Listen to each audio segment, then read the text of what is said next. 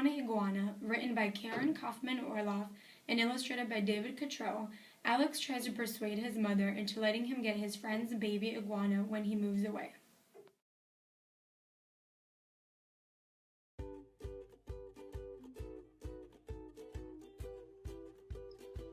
Dear Mom, I know you don't think I should have Mikey Gilligan's baby iguana when he moves, but here's why I should. If I don't take it, he goes to Stinky, and Stinky's dog, Lurch, will eat it. Ugh. You don't want that to happen, do you? Signed, your sensitive son, Alex. Dear Alex, I'm glad you're so compassionate, but I doubt that Stinky's mother will let Lurch get into the iguana's cage. Nice try, though. Love, Mom. Dear Mom, did you know that iguanas are really quiet and they're cute too? Aw, see? Look, I think they're much cuter than hamsters. Love, your adorable son, Alex. Dear Alex, tarantulas are quiet too, but I wouldn't want one as a pet. By the way, that iguana of Mikey's is uglier than Godzilla. Ugh! Just thought I'd mention it. Love, Mom. Dear Mom, you would never even have to see the iguana. I'll keep his cage in my room on the dresser next to my soccer trophies. Plus, he's so small, I bet you'll never even know he's there. Love, a zillion and one kisses, Alex. Dear Alex, iguanas can grow to be over 6 feet long. You won't have enough space in your whole room, much less on your dresser, with or without your trophies. Humph. Love, Mom. Dear Mom, it takes 15 years for an iguana to get that big. Mikey told me. I'll be married by then and probably living in my own house. Love, your smart and mature kid, Alex. Dear Alex, how are you going to get a girl to marry you when you own a 6-foot-long reptile? Love, your concerned mother. Dear Mom, forget the girl. I need a new friend now. This iguana can be the brother I've always wanted. Love, your lonely child, Alex. Dear Alex, you have a brother. Love, Mom. Rear, whoop, whoop. Alex! Dear Mom, I know I have a brother, but he's just a baby. What fun is that? If I had an iguana, I could teach it tricks and things. Ethan doesn't do tricks. He just burps and poops. Ugh. Love, grossed out Alex. Dear Alex, how do I know you're ready for a pet? Remember what happened when you took home the class fish? Love, Mom. Dear Mom, if I knew the fish was going to jump into the spaghetti sauce, I never would have taken the cover off the jar. Love, your son who has learned his lesson. P.S. Iguanas don't like spaghetti. Ugh. Dear Alex, let's say I let you have the iguana on a trial basis. What exactly would you do to take care of it? Love, Mom. Dear Mom, I would feed him every day. He eats lettuce. And I would make sure he hasn't had enough water. And I would clean his cage when it got messy. Love, responsible Alex. P.S. What's a trial basis? Dear Alex, a trial basis means Dad and I see how well you take care of him for a week or 2 before we decide if you can have him forever.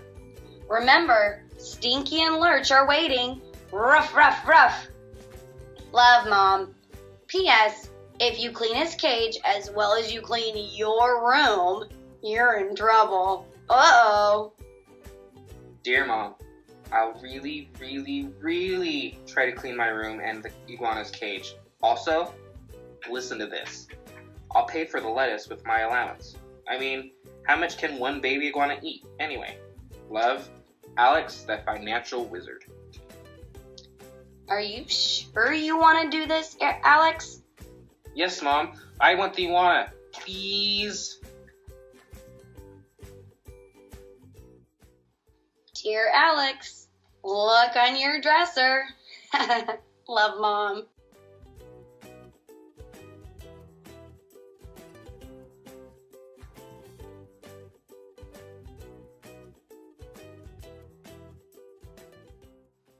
Yes.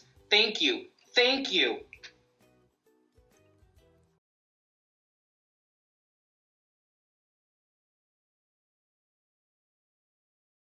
Brew for Mayor. Letters from the Campaign Trail. Written and illustrated by Mark Teague.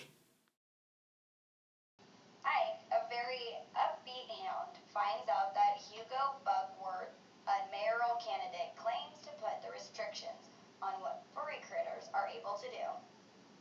The Poochie policies are overwhelming to all the furry animals, and Ike wanted to make the difference. A series of dog rampages throughout the city make for a great deal of commotion. Throughout a series of loving letters from owner to man's best friend, Ike claims to be the next new mayor of Snout City.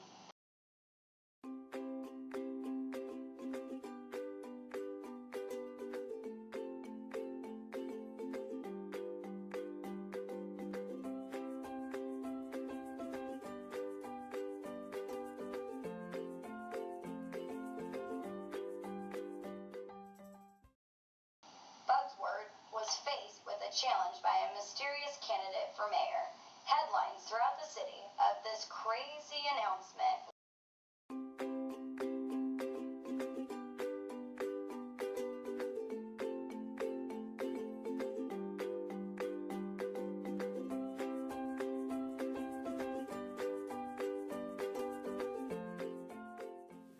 This free adventure will leave you wondering who will be the next mayor.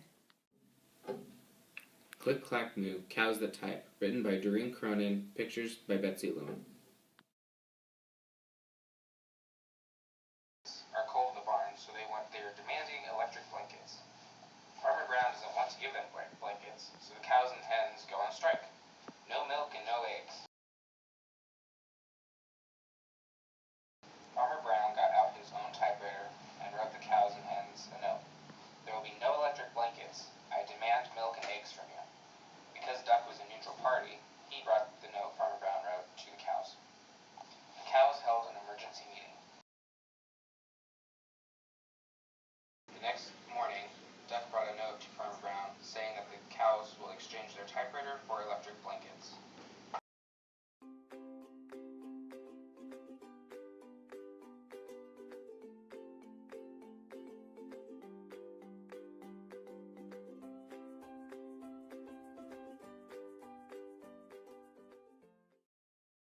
Duck was supposed to bring the typewriter back to Farmer Brown, but they got distracted and wrote a note saying that their pond was boring and they would like a diving board.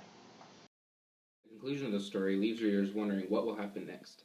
The story Help Me Mr. Mutt, Expert Answers for Dogs with People Problems, written by Jeanette Stevens and Susan Stevens Crumble, illustrated by Jeanette Stevens. Mr. Mutt is a canine counselor who helps dogs all around the world with their problems. For example, Sleepless in South Dakota writes to Mr. Mutt about his owners not letting him sleep on a big, comfortable bed. Instead, he has to sleep on a hard, cold floor, where the cat in the house gets to sleep on a fluffy, puffy, comfy bed.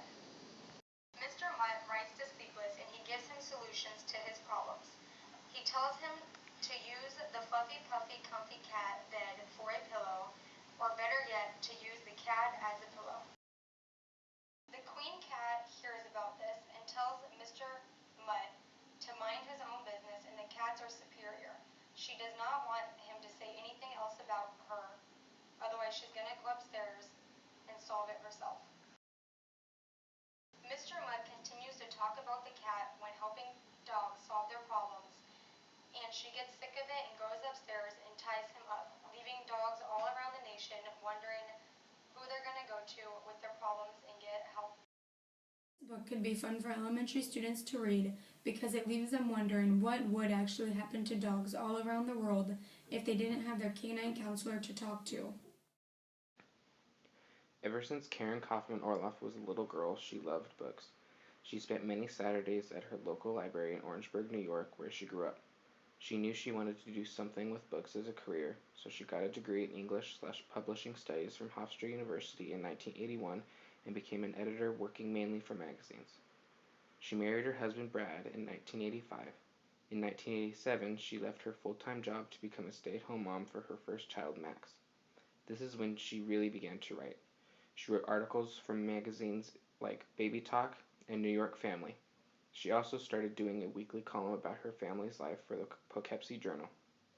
But when she would read books to Max, and later to his sister Emily, she realized what she truly wanted to do. She wanted to write children's books. Karen wrote many stories and tried to get them published. This went on for 10 years. Then one day, when they decided to get Max and Emily iguanas as pets, which she says was against her better judgment, she got an idea for I Wanna Iguana. She was thrilled when it was accepted for publication by Susan Kochen. Her second book, If Mom Had Three Arms, came out in the spring of 2006 from Sterling Publishing. This book came from an idea she had when one of her kids asked her if she could do something, but she was holding grocery bags and couldn't drop them to help. I only have 2 arms, she said.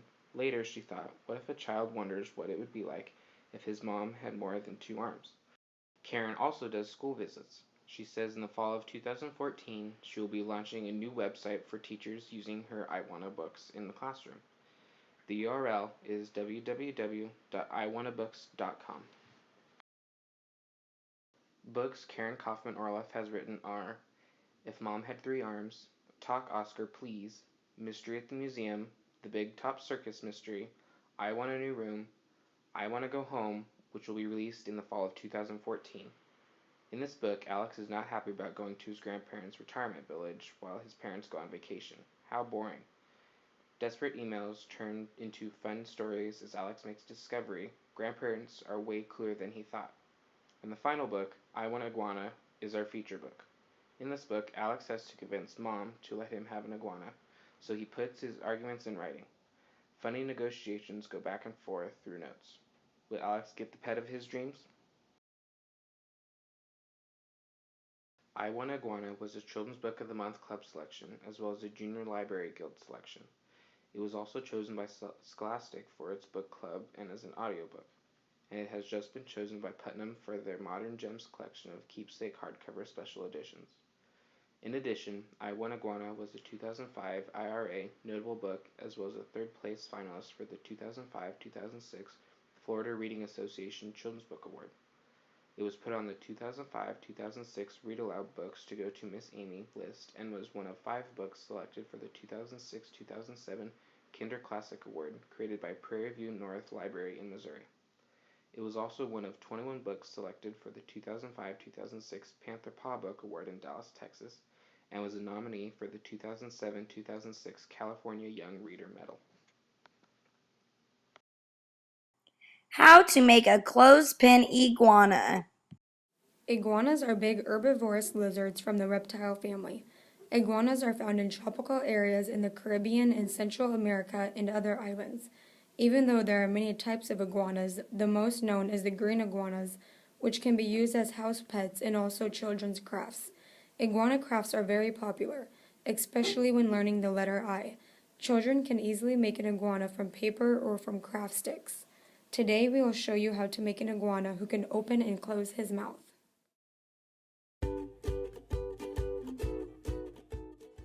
First, you will notice that the iguana is in 2 pieces. Cut each part out separately.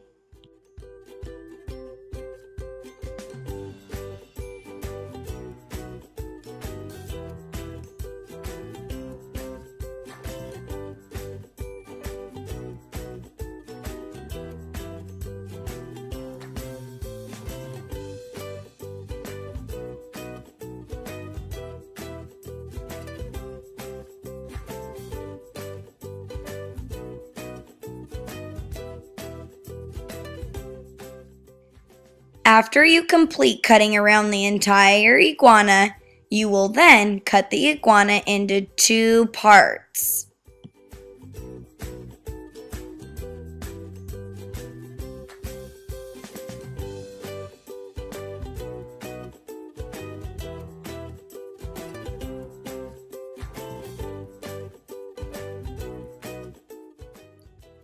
This is where you will need a glue stick. First, you will make sure to put glue on the bottom part. That's where you glue the bottom of your iguana.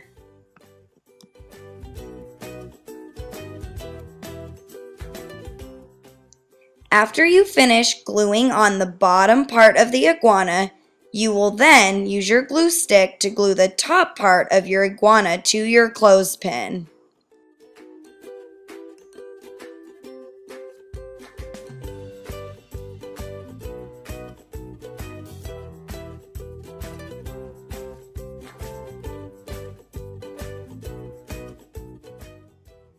Next, you will take a red piece of paper and cut a small strip.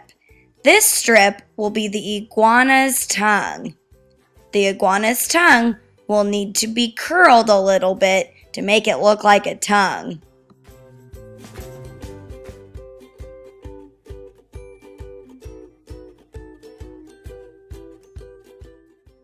Lastly, make sure you take a little bit of glue and put it on the tongue.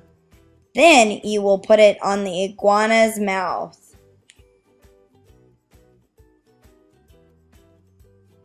And now you can show your friends. This art activity would be a fun and exciting way to get students learning about iguanas. We envision students doing this art activity after the teacher reads I Wanna Iguana by Karen Kaufman Orloff, illustrated by David Cottrell.